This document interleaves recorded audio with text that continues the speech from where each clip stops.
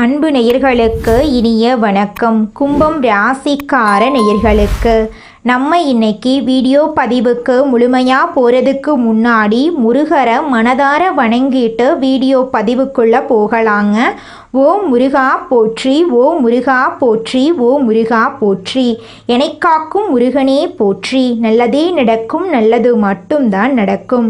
நம்முடைய கும்பம் ராசிக்காரங்களை பொறுத்த வரைக்கும் பொதுவாகவே துருதுருன்னு இருப்பாங்க.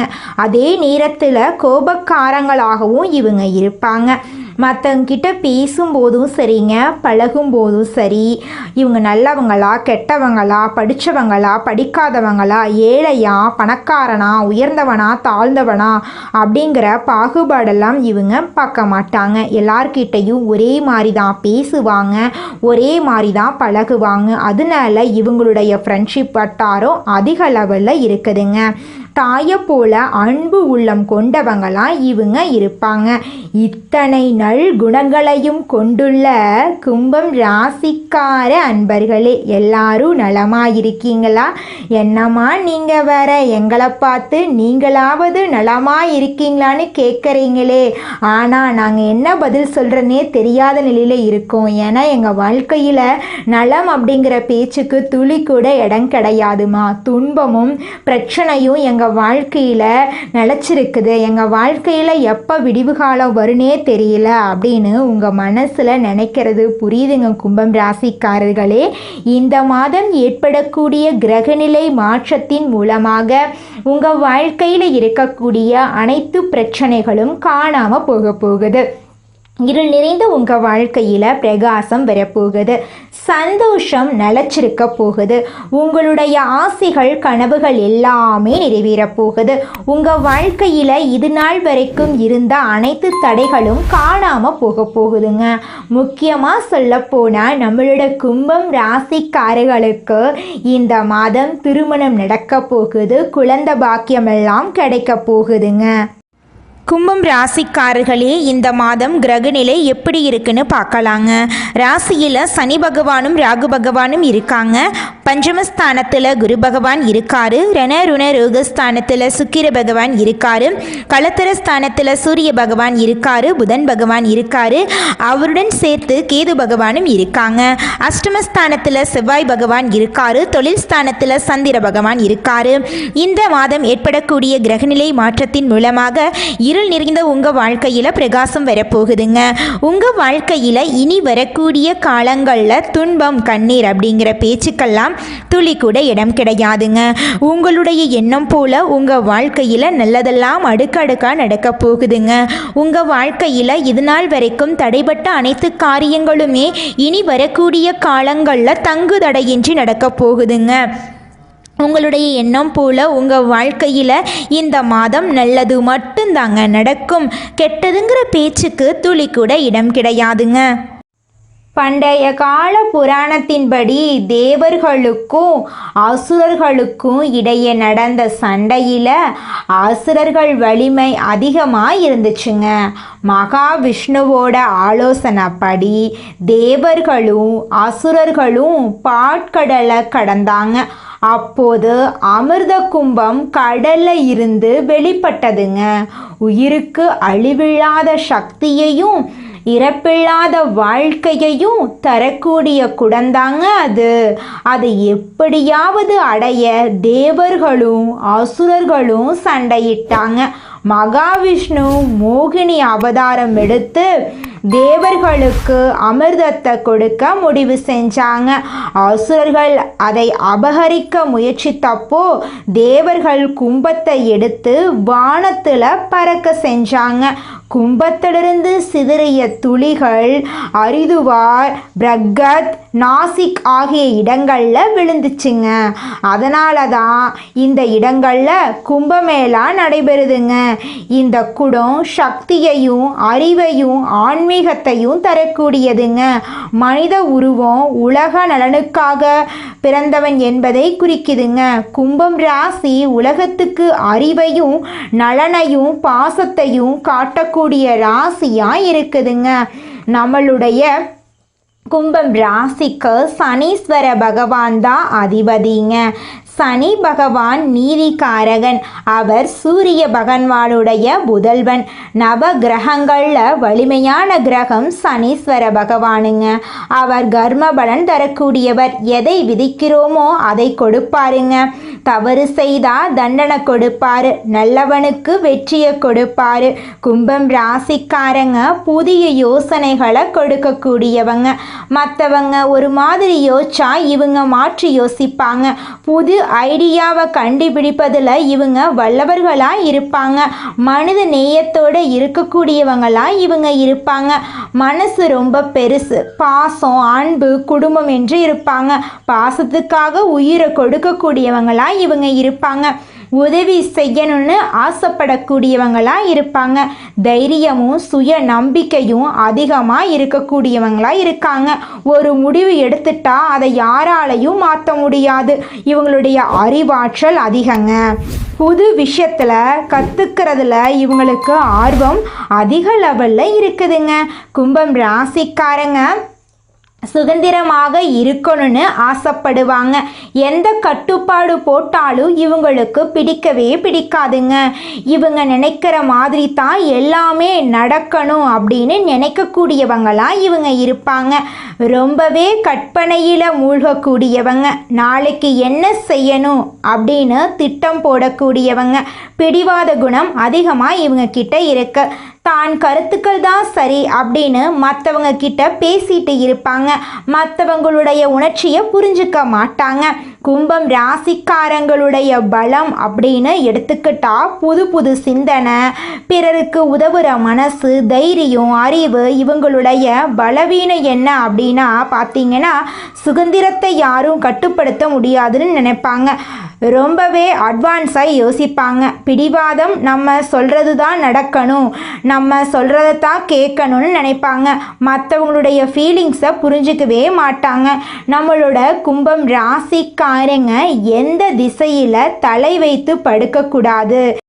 இந்த உலகத்தில் யாருங்க கோடீஸ்வரன்? கோடி கோடியா பணம் வச்சிருக்கிறவங்களா, பிடிச்ச உணவுகளை சாப்பிட்றவங்களா, பிடிச்ச உறவுகள் கிட்ட பேசுறவங்களா? இதுல யாருமே கோடீஸ்வரன் கிடையாதுங்க. யார் ஒருத்தவங்க நோய் நொடி இல்லாம, மனக்கவலை இல்லாம நிம்மதியா தூங்குறாங்களோ அவங்க தாங்க இந்த உலகத்திலேயே சிறந்த கோடீஸ்வரன். அப்பேற்பட்ட கோடீஸ்வரன் ஆகக்கூடிய யோகம் உங்களுக்கு இந்த மாதம் அமைஞ்சிருக்குதுங்க. உங்க வாழ்க்கையில இனி வரக்கூடிய காலங்கள்ல கவலை, கண்ணீர் அப்படிங்கிற பேச்சுக்கெல்லாம் துளி கூட இடம் கிடையாதுங்க. இது நாள் வரைக்கும் உங்களுடைய மனசில் இருந்த மனக்கவலைகள் எல்லாம் இனி வரக்கூடிய காலங்கள்ல காணாம போகுதுங்க. நீங்க சந்தோஷமான ஆரோக்கியமான வாழ்க்கைய இனி வரக்கூடிய காலங்கள்ல வாழ போறீங்க. உங்க வாழ்க்கையில சந்தோஷம் நிலைச்சிருக்க போகுதுங்க. மனிதனா பிறந்த ஒவ்வொருவருக்கும் ஆசை இருக்கதாங்க செய்யும். அந்த ஆசைகளை அடைய நம்ம நினைச்சா மட்டும் பத்தாதுங்க.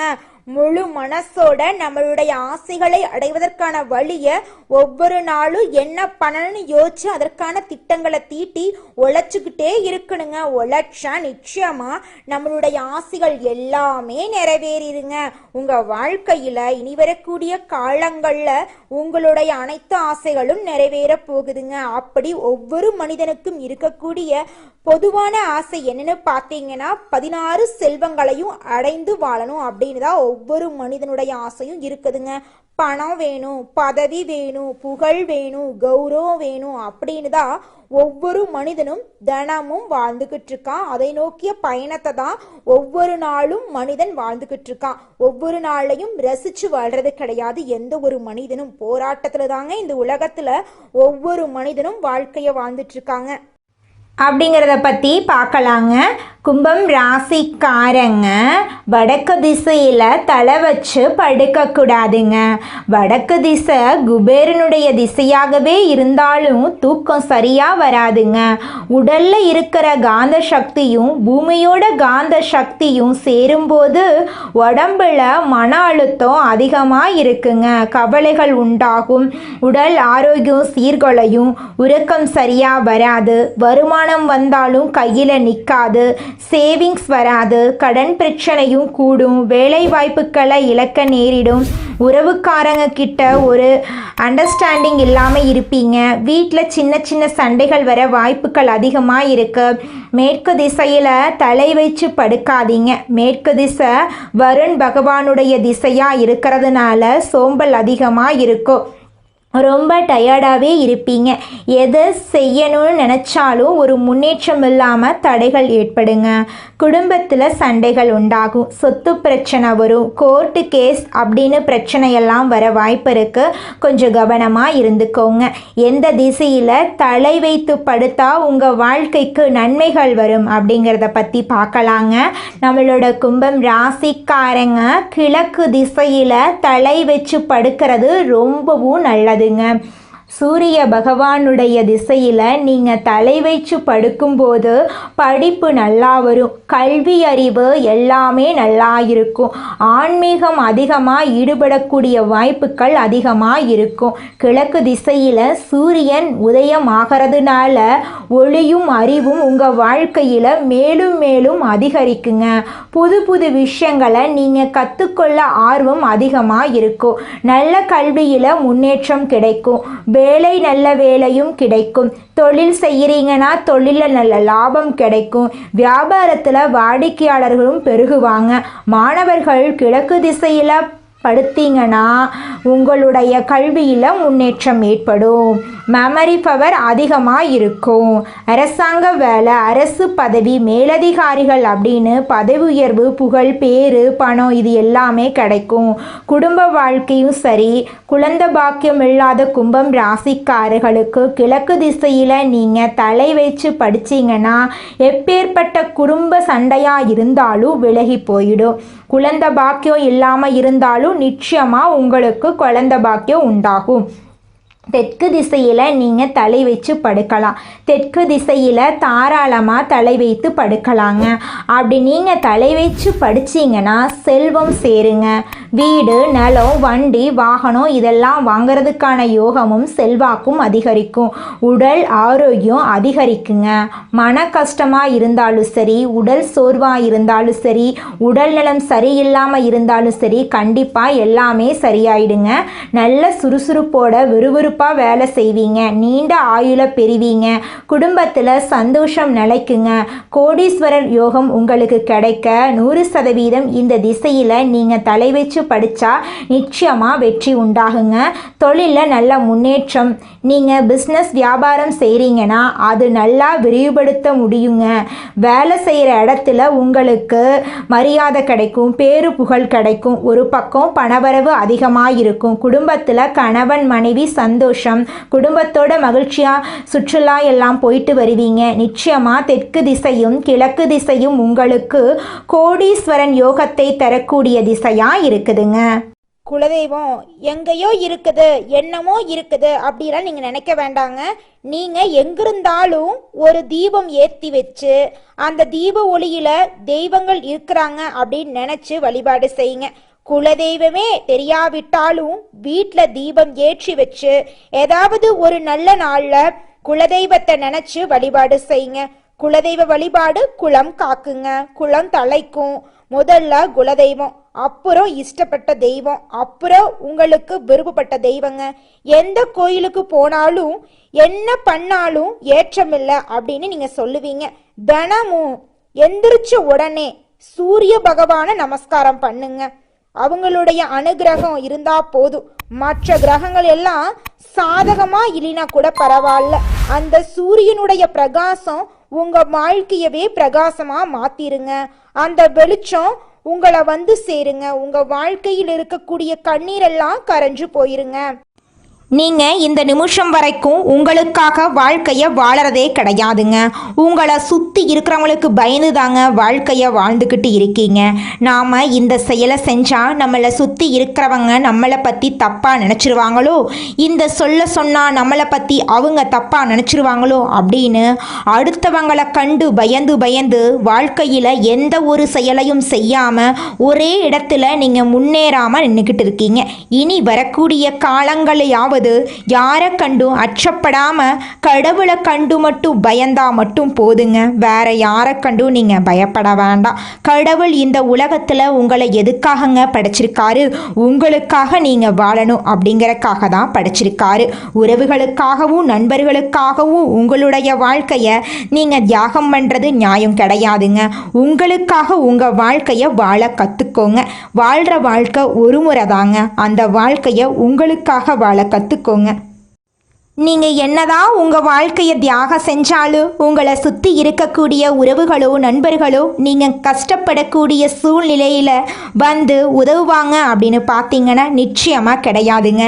இந்த களி உலகத்தில் எல்லாருமே நம்மளை தேவைக்காக தாங்க பயன்படுத்துகிறாங்க. தேவைக்காக தான் நம்மளை பயன்படுத்துகிறாங்களா அப்படிங்கிறத நீங்கள் தெரியாத வரைக்கும் வாழ்க்கையில் முன்னேறாமல் அதே இடத்துல தாங்க இருக்க முடியும். ஆமாங்க, கூட பிறந்த உடன்பிறப்புகளாக இருக்கட்டும், நம்முடைய உறவினர்களாக இருக்கட்டும், நண்பர்களாக இருக்கட்டும், யாரா வேணாலும் இருக்கட்டும், எல்லாருமே நல்லவங்க அப்படின்னு சொல்ல முடியாது. 100ல் ஒரு 10% பேர் தாங்க இந்த உலகத்தில் நம்ம நல்லா இருக்கணும் அப்படின்னு நினைப்பாங்க. மீதம் இருக்கக்கூடியவங்க எல்லாருமே நம்மளை பற்றி துளி கூட கேர் பண்ணிக்கவே மாட்டாங்க. இந்த உலகத்தில் ஒரு சராசரி மனுஷனுடைய ஆசை என்னவாங்க இருக்கும்? எனக்குன்னு ஒரு வீடு வேணும், எனக்குன்னு ஒரு வாழ்க்கை துணை வேணும், எனக்குன்னு ஒரு நிரந்தரமான வேலை வேணும், நோய் நொடி இல்லாத வாழ்க்கை வேணும். இதுதாங்க ஒரு சராசரி மனிதனுடைய ஆசையாக இருந்திருக்கும். அந்த ஆசைகளை கூட நீங்கள் இது நாள் வரைக்கும் அடைய முடியாமல் ரொம்பவும் கஷ்டப்பட்டுட்டு இருந்தீங்க. ஆனால் இனி வரக்கூடிய காலங்களில் உங்களுடைய சராசரி ஆசையெல்லாம் போகுதுங்க. உங்களுடைய மனசில் இது நாள் வரைக்கும் பலவிதமான மனக்கவலை, உடல்நல பிரச்சனை, குடும்ப பிரச்சனை, பண பிரச்சனைன்னு நீங்கள் இது நாள் வரைக்கும் நிம்மதியாக தூங்க முடியாமல் ரொம்பவும் கஷ்டப்பட்டுட்டு இருந்தீங்க. ஆனால் இனி வரக்கூடிய காலங்களில் உங்களுடைய உடல்நல பிரச்சனை, மனப்பிரச்சனை, பணப்பிரச்சனை எல்லாமே காணல் நீராக மறைய போகுது. உங்களுடைய வாழ்க்கையே அழகாக மாறப்போகுதுங்க. கவலை இல்லாமல் நிம்மதியாக நீங்கள் தூங்க போகிறீங்க. நீங்கள் உங்கள் வாழ்க்கையில் இது நாள் வரைக்கும் முன்னேறாமல் இருக்க சில காரணங்கள் இருக்குதுங்க. காரணங்கள் என்னென்னு பார்த்தீங்கன்னா, நீங்கள் ஒருத்தங்கிட்ட பேசும்போதும் சரிங்க, ஒருத்தங்கிட்ட பழகும் போதும் சரி, அவங்க நல்லவங்களா கெட்டவங்களா, நீங்கள் நல்லா இருக்கணும்னு அவங்க நினைக்கிறாங்களா அப்படிங்கிற இடம் பொருள் ஏவல் அறியாமல் நீங்கள் எல்லார்கிட்டையும் யதார்த்தமாக இருக்கீங்க. நீங்கள் எல்லார்கிட்டையும் யதார்த்தமாக இருக்கிறது தப்பு கிடையாதுங்க. நல்லவங்க யார் கெட்டவங்க யாருன்னு அறிஞ்சு செயல்படுறது உங்களுக்கு ரொம்பவும் நல்லதுங்க. உங்களுடைய குடும்ப ரகசியங்களையும் தொழில் ரகசியங்களையும் மற்றவங்க கிட்ட பகிர்றதுக்கு முன்னாடி 1க்கு 2 முறை ஆலோசனை பண்ணுறது உங்களுக்கு ரொம்பவும் நல்லதுங்க. ஏன்னா இந்த உலகத்தில் 100ல் 90% பேர் நீங்கள் நல்லா இருக்கக்கூடாது அப்படின்னு தாங்க நினைப்பாங்க. அந்த 10% பேர் தான் நீங்கள் வாழ்க்கையில் முன்னேறணும் அப்படின்னு நினைப்பாங்க. அந்த 10% பேரை நீங்கள் கண்டுபிடிச்சு அவங்க கிட்ட உங்கள் வாழ்க்கையோட ரகசியங்களை சொன்னீங்கன்னா கூட உங்கள் வாழ்க்கையில் எந்த பிரச்சனையும் வராதுங்க. அந்த 90% பேர்கிட்ட நீங்கள் தெரிஞ்சோ தெரியாமலோ உங்கள் வாழ்க்கையோட நல்லது கெட்டதை ரகசியத்தை சொன்னீங்க அப்படின்னா அதுவே உங்கள் வாழ்க்கைக்கு பெரிய பிரச்சனையாக வர வாய்ப்பு இருக்குதுங்க. அதனால நீங்கள் ஒருத்தங்கிட்ட பேசும்போதும் பழகும்போதும் எச்சரிக்கையாக இருக்கணுங்க. உங்களை நல்லா இருக்கணும் அப்படின்னு நினைக்கிறாங்கல்ல, அவங்கள அறிஞ்சு செயல்படுறது உங்கள் வாழ்க்கைக்கு ரொம்பவும் நல்லதாக இருக்குங்க. அடுத்ததாக நம்முடைய கும்பம் ராசியில் இருக்கக்கூடிய ஒவ்வொரு நட்சத்திரக்காரர்களுக்கும் இந்த மாதம் எப்படி இருக்குன்னு பார்க்கலாங்க. நம்முடைய கும்பம் ராசியில் இருக்கக்கூடிய முதல் நட்சத்திரம் அவிட்டம் 3, 4ஆம் பாதம். உங்களுக்கு இந்த மாதம் எப்படி இருக்குன்னு பார்க்கலாங்க. வியாபாரத்தில் இது நாள் வரைக்கும் இருந்த போட்டிகள் குறைய போகுது. குடும்பத்தில் சுபகாரியங்கள் ஏற்பட போகுது. நீங்கள் எதிர்பார்த்த அனைத்து காரியங்களும் வெற்றியடைய போகுது. சிலருக்கு குழந்தை பாக்கியம் எல்லாம் கிடைக்க போகுது. உங்கள் வாழ்க்கையில் சந்தோஷம் நிலச்சிருக்க போகுதுங்க. அடுத்ததாக நம்முடைய கும்பம் ராசியில் இருக்கக்கூடிய நட்சத்திரம் சதயம். உங்களுக்கு இந்த மாதம் எப்படி இருக்குன்னு பார்க்கலாங்க. கணவன் மனைவிக்கு இடையே மகிழ்ச்சி கூட போகுது. பிள்ளைகளால் நன்மைகள் ஏற்பட போகுது. உங்களுடைய திறமைக்கு அங்கீகாரம் கிடைக்க போகுது. நீங்கள் எதிர்பார்த்த உதவிகள் உங்களை தேடி வரப்போகுதுங்க. அதுக்கடுத்ததாக நம்முடைய கும்பம் ராசியில் இருக்கக்கூடிய நட்சத்திரம் பூரட்டாதி 1, 2, 3ஆம் பாதம். உங்களுக்கு இந்த மாதம் எப்படி இருக்குன்னு பார்க்கலாங்க. போட்டிகள் நீங்க போகுது, எதிர்பார்த்த வெற்றி கிடைக்க போகுது, மனசுல தன்னம்பிக்கை உண்டாக போகுது, எல்லா கஷ்டங்களும் நீங்க போகுது, எதிர்பார்த்த காரியங்கள் உங்களுக்கு சாதகமா முடிய போகுதுங்க. உங்க வாழ்க்கையில இந்த மாதம் நல்லது மட்டும்தாங்க நடக்கும். நன்றி, வணக்கம்.